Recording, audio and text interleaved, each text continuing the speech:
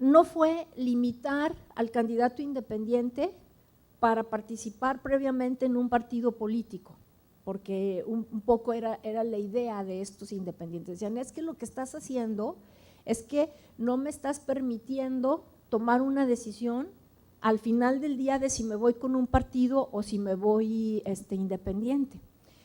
Nos queda claro en este momento que a los ciudadanos no se les puede limitar el derecho de ser independientes de ninguna manera. ¿A qué voy? A que en la discusión en el Consejo General se nos pedía, por ejemplo, que se señalara que el día que se pidiera el registro no fuera militante de ningún partido político. No, ha resuelto la Corte y ha resuelto la Sala Superior que esta limitación sería inconstitucional. Es decir, ¿un militante de un partido político puede ser candidato independiente? Sí. ¿Alguien que participó en la contienda interna de su partido y al final no le dieron la candidatura de su partido puede ser independiente? Sí. No podemos acotar ese derecho. Y este aviso previo de alguna manera hacía, ¿no? Bueno, te tengo que avisar cuando empiezan las precampañas, entonces ya no puedo empezar a ver si mi partido me da la candidatura o no. Entonces te tengo que avisar antes y eso no me permite pues jugar primero adentro de mi partido y luego lanzarme como independiente. ¿Cómo sucedió? Les voy a platicar el caso de un diputado de Zacatecas interesante por todo lo que fue generando su movilización política. Entonces nos inaplican el aviso previo, nos dicen no te tienen que avisar, tienen que llegar, como dice la ley, 10 días antes del registro a presentarte todos sus documentos. La Sala Superior pues aprobó después de esto una tesis relevante que es importante para los señores y las señoras diputadas. En candidaturas independientes es inconstitucional exigir un escrito de intención para el registro.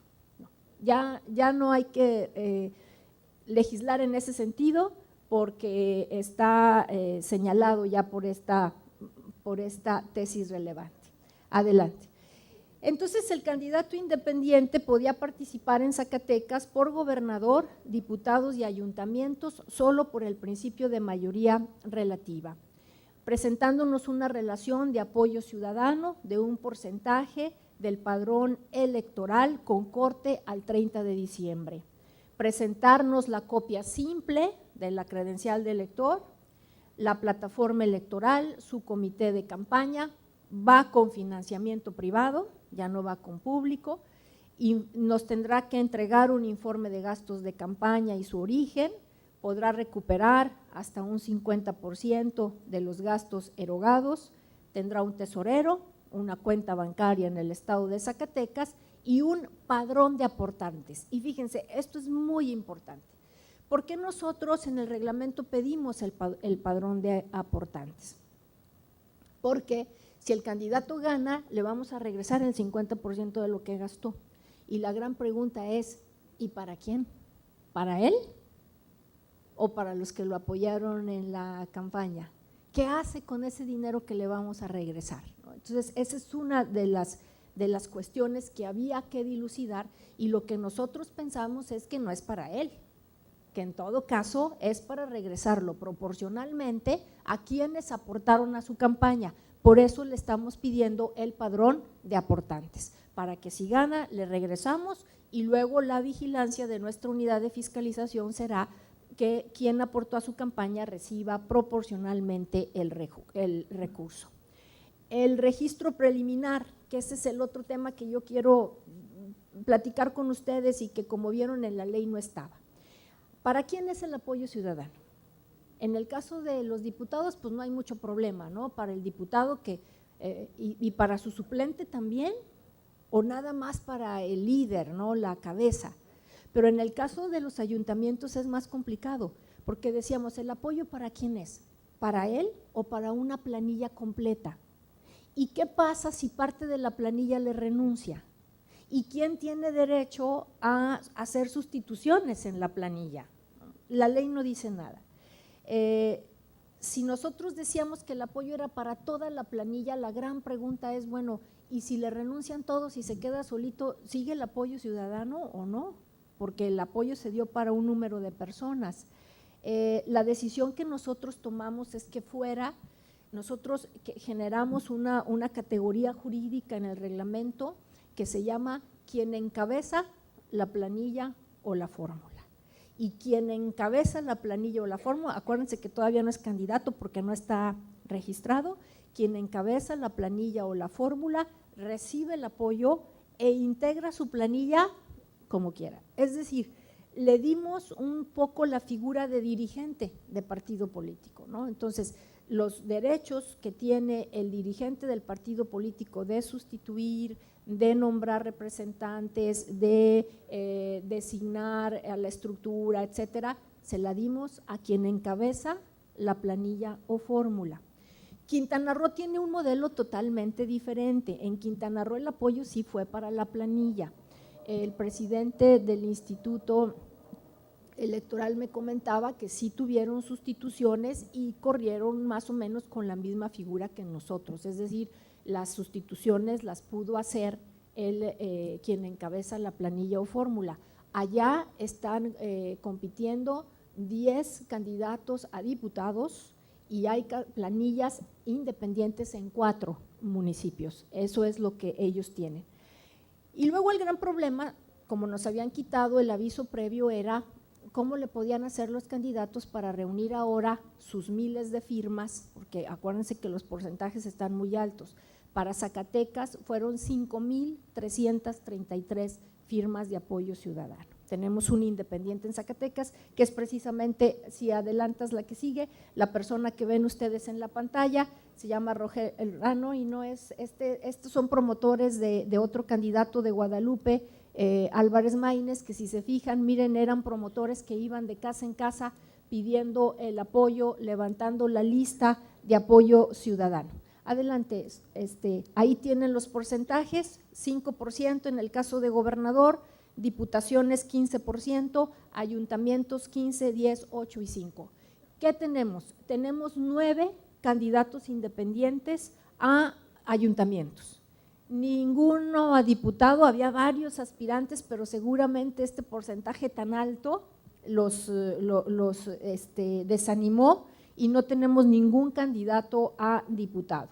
Adelante, por favor, miren, ahí tienen una tabla, no sé si la alcanzan a ver, pero por ejemplo en Zacatecas estamos hablando de los apoyos para diputado, 7,396 en un distrito de Zacatecas, que pues son muchas firmas, ¿no? En otro distrito 9,071 firmas, 11,000 en otro distrito. Entonces, bueno, ahí no hubo ningún candidato independiente para diputados. Aquí está la tabla de ayuntamientos y bueno, en Zacatecas, como seguramente aquí también sucede, nosotros somos 58, estamos integrados por 58 ayuntamientos. Nuestro territorio es muy grande, más de 73,000 kilómetros cuadrados. Tenemos zona semidesértica, la parte que está pegada a Coahuila y que está semi abandonada. En Zacatecas la migración, como ustedes saben, nos ha señalado un fenómeno de mucha movilidad hacia afuera. Tenemos un padrón electoral, un listado nominal de 1,109,000 ciudadanos y ciudadanas, con eso organizaremos las elecciones. Seguramente tenemos mucha gente que está fuera del estado, que está sobre todo comunidades muy grandes en Estados Unidos, pero pueden ver que había municipios para los que se requerían 496 firmas. Bueno, había un municipio donde eran 100 y fracción firmas por el número del padrón electoral. Ahí tienen ustedes. Y nosotros en el reglamento creamos un formato que se llama formato de registro preliminar de candidatura independiente. En ese formato los candidatos independientes tuvieron que reunir las firmas.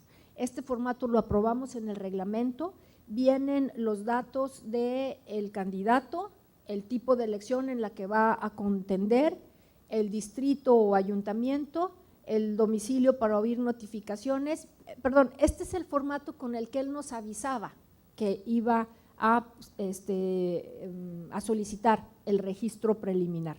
Fíjense, generamos otras dos categorías legales, una que se llamó registro preliminar, que no está en la ley. ¿Qué sucedió?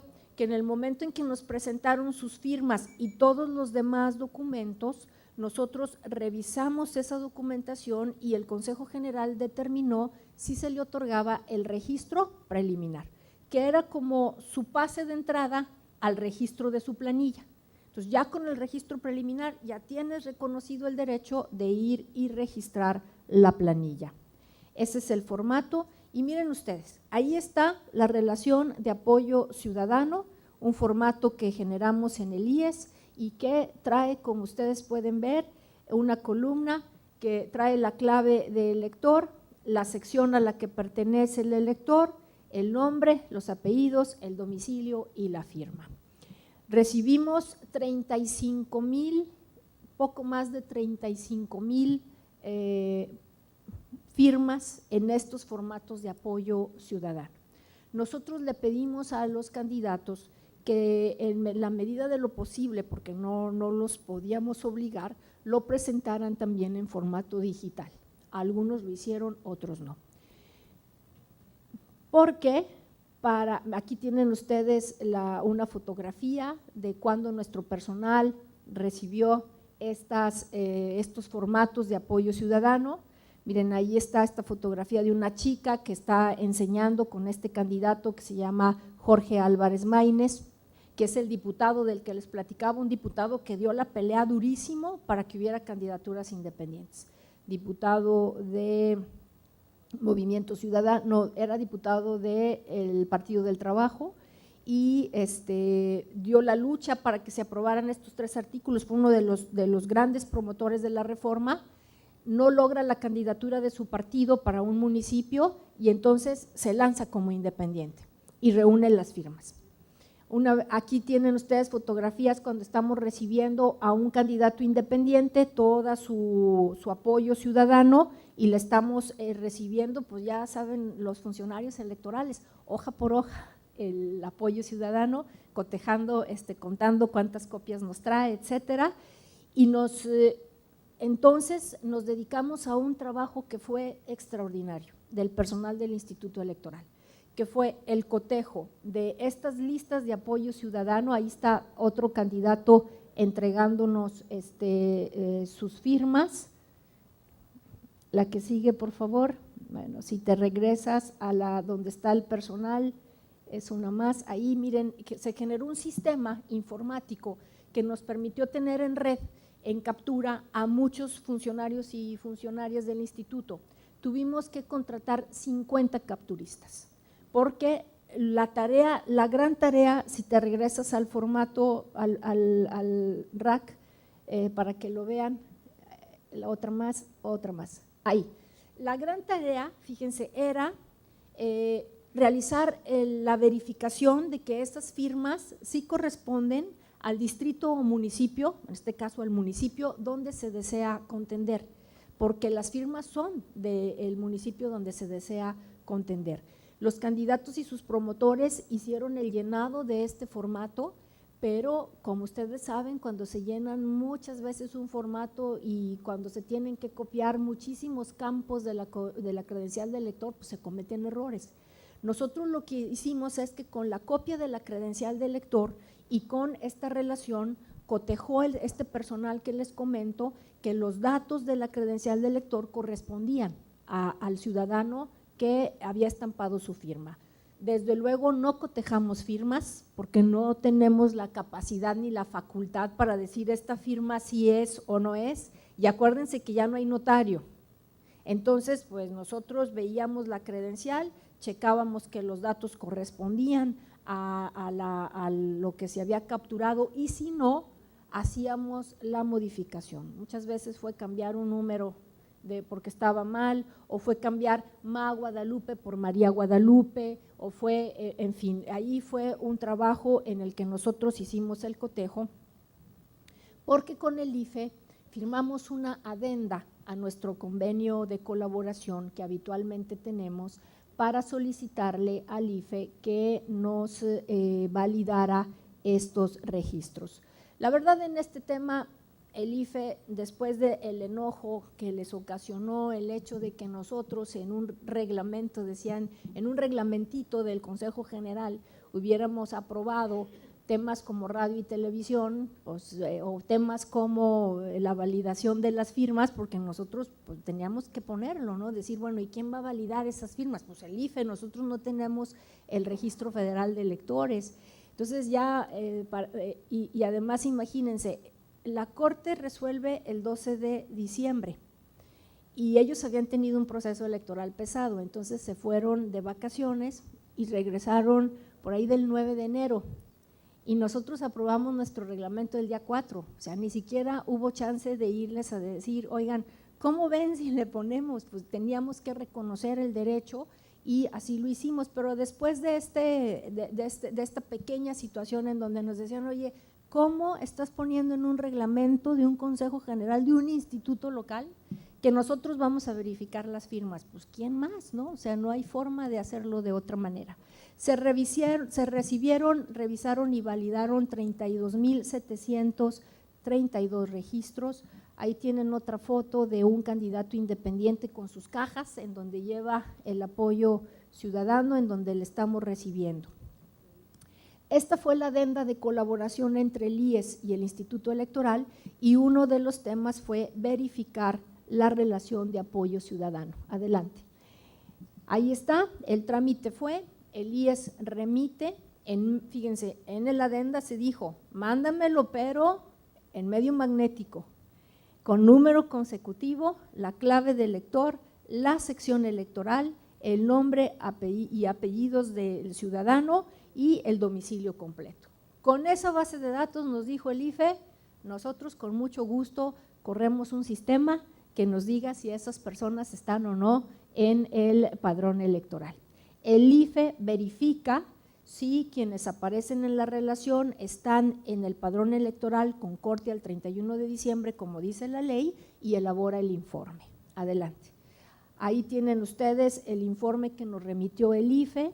Por ejemplo, en el caso de Zacatecas, nos señala cuántos registros se encontró y cuántos registros repetidos, cuántos registros únicos y en dónde se identificaron. Adelante. Ahí en esta tabla, que ya era la que nos mandaba, miren, por ejemplo, en este caso recibimos le enviamos nosotros al IFE 2,070 registros. Nos dice cuántos son únicos y cuántos repetidos. Luego que encuentra los registros únicos, nos dice si están en el padrón electoral o están dados de baja. En este caso había 2,028 registros únicos, 10 habían sido dados de baja. Luego nos dice que de la entidad de Zacatecas hay 1,961, de otros estados 36, luego nos dice del mismo municipio son 1,957 y de diferente municipio 4. Ese fue el trabajo que hizo el IFE para verificar la coincidencia de las firmas con el padrón electoral. Hubo candidatos independientes y esto es bien interesante, por ejemplo, nuestro candidato independiente de Pinos que nos trajo el triple de las firmas que necesitaba.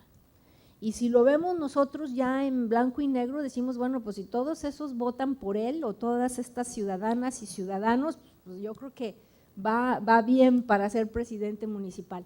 Tenemos otro candidato que ya había sido presidente municipal por Acción Nacional hace 2 trienios y también nos presentó como un 60% más de las firmas que requería. Con esta facilidad que ahora existió de que no se necesitaba la actuación notarial ni de ningún otro fedatario. En el modelo de Quintana Roo se establecen módulos, el Instituto Electoral establece módulos y a esos módulos llegan los ciudadanos a dar el apoyo ciudadano de los candidatos. En el modelo de Quintana Roo, el gran tema, a mi juicio muy personal, es que solo se dan 19 días para que lleguen los candidatos, en el caso de los diputados, a llevar a esos módulos a la gente para que den el apoyo ciudadano. Pero hay una autoridad personal del instituto que valida pues, que tú eres Juan Pérez, que vienes a darle el apoyo a tal candidato independiente. Y en Zacatecas, con las resoluciones, como vimos, se quedó mucho más libre, ¿no? Cuando revisamos quién reunía la procedencia y las firmas y los demás requisitos, se extendió, como yo les decía, la constancia de procedencia del registro preliminar. Ahí tienen ustedes a miembros del Consejo General, las consejeras y consejeros, nuestro secretario ejecutivo, entregando la constancia preliminar. Ahí está otro candidato independiente, uno más, este es de Zacatecas, y uno más. Bien, un tema que se me pasó comentarles es que cuando nos quitaron este aviso preliminar y previo a que se presentara el término de 10 días, algunos candidatos independientes empezaron a hacer promoción para obtener firmas, con espectaculares, con bardas, y los partidos políticos desde luego presentaron una queja en relación a esto y nosotros emitimos un reglamento, unos lineamientos para la promoción del aspirante a la candidatura independiente y para la reunión de las firmas. En Quintana Roo hay la posibilidad, incluso se señaló en los lineamientos de candidaturas independientes, de que obtengan recurso privado en esa etapa, solo para esa etapa, para la reunión de las firmas. Con nosotros no señalamos ninguna calidad de esa etapa en relación a con qué lo están haciendo, ¿no? Nuestra regulación fue de la campaña para adelante. Entonces, ahí hay un tema para los legisladores muy interesante de cómo darle armonía, por un lado, a los gastos que se realizan para el apoyo ciudadano y por otro lado, desde luego, ya lo que tiene que ver con las campañas, pero ahí hay un tema importante. 2 aspirantes a la candidatura independiente no obtuvieron el registro preliminar porque no presentaron la relación de apoyo ciudadano con la cantidad de firmas requeridas y además uno de ellos, en vez de presentarnos todas estas relaciones, ya saben, nos presentó una carpeta que al abrirla decía, solicitar la credencial del elector es un delito, marcado en el artículo fulano de tal, por lo tanto yo a nadie le pedí la credencial del elector porque si no cometería un delito. Claro, en la prensa nos acusaban a los integrantes del Consejo General de que hasta estábamos promoviendo la comisión de los delitos electorales, ¿no? Porque estábamos exigiéndoles la copia de la credencial del elector. Y el otro, uno presentó pocas firmas y el otro, les digo, presentó esta carpeta diciendo que era un delito. Les negamos el registro y promovieron un juicio, un JDC, en contra de esta resolución. JDC fue presentado y no resolvió Monterrey. Sí, este juicio lo resuelve Monterrey, la Sala Regional Monterrey, que es la que nos corresponde a nosotros. Y fíjense, bien interesante, ¿qué dice? Yo como constitucionalista siempre me preocupo en cómo va diseñándose las disposiciones o las resoluciones de la autoridad jurisdiccional. Acuérdense que la Corte dijo que no eran inconstitucionales, los 3. Además había una opinión de la Sala Superior que decía que sí eran inconstitucionales, la Corte dice no son. Luego nos vamos a la Sala Superior y la Sala Superior dice en un control concreto de constitucionalidad quito lo de los notarios, eso no va. Luego nos vamos a la Sala Regional Monterrey y la Sala Regional Monterrey en estos 3 JDCs dice que haber pedido la copia de la credencial del elector era inconstitucional y hace un juicio de proporcionalidad y nos dice que el juicio de proporcionalidad, ahora esta resolución se basa en un control de convencionalidad, es decir, ellos asumen la revisión de los tratados internacionales, particularmente de la Convención Interamericana de Derechos Humanos y dice la Comisión Interamericana de Derechos Humanos ha establecido que cuando se va a limitar un derecho, como es en este caso, se tiene que hacer un juicio de proporcionalidad para saber si la limitación está violando un derecho humano o no. Hace el análisis y nos dice sí, haber pedido las copias, haber pedido porcentajes tan altos y haber pedido las copias de la credencial de elector resulta contrario a los tratados internacionales de los que México forma parte, porque dice que el juicio de proporcionalidad, y me parece que esto es muy importante para los legisladores, comprende 3 subelementos.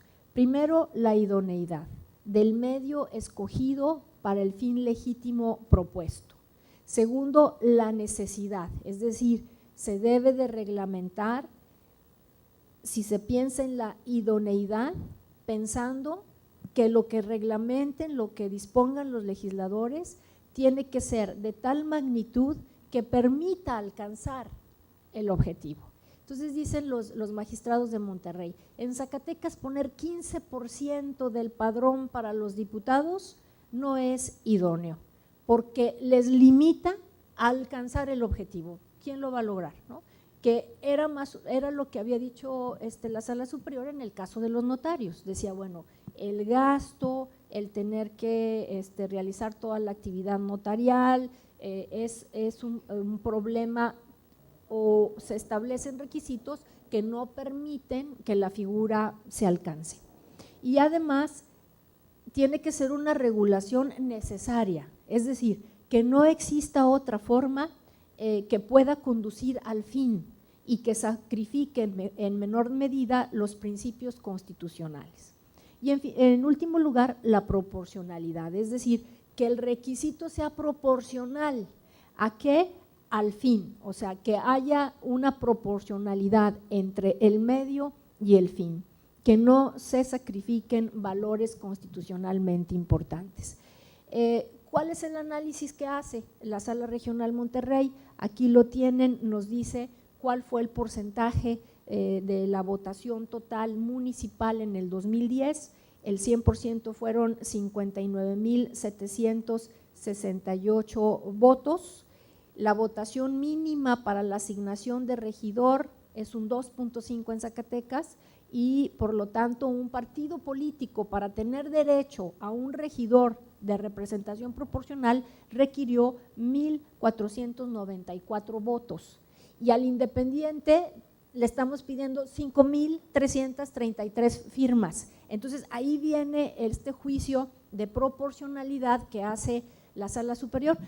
A mí me llama la atención porque recientemente en una resolución de la Sala Superior, también en el caso de Zacatecas y también en Quintana Roo, algunos magistrados han dicho que no se puede comparar a un candidato independiente con un candidato de partido, porque los partidos políticos están aspirando a la permanencia, pero además tienen obligaciones tales como fomentar la cultura democrática, tienen las obligaciones de tener una estructura, etcétera, y en el caso del independiente no, o sea, en el caso del independiente no tiene ninguna de estos objetivos, simplemente acceder al poder público, nada más. Entonces, es ahí en donde pareciera que la proporcionalidad no se encamina hacia lo que le pedimos a un partido político. Sin embargo, cuando vemos el contenido de las resoluciones, sí, porque entonces pues es el único parámetro de comparación. Si ustedes ven la resolución que se emitió en el caso de Quintana Roo, que es un JDC, el 481/2013, en ese juicio lo que determinó la Sala Superior es que el 2% es proporcional. En el caso de Quintana Roo es un 2% del padrón y la Sala Superior dijo sí, 2% es proporcional. En el caso de Zacatecas 5%, 15% y la Sala Monterrey, pero fíjense, ya lo había revisado la Sala Superior, acuérdense que nos había declarado inválido el aviso previo. ya había revisado en una control de constitucionalidad concreto, se había metido a revisar estos 3 artículos y no nos había dicho nada. Entonces, ahora la Sala Monterrey dice no es proporcional porque hace este análisis. Entonces, 1,494 votos para que un partido pueda tener regidores, es el 5%, y si lo comparamos con los 5,333, dice la Sala Monterrey, se advierte que al ciudadano independiente se le impone una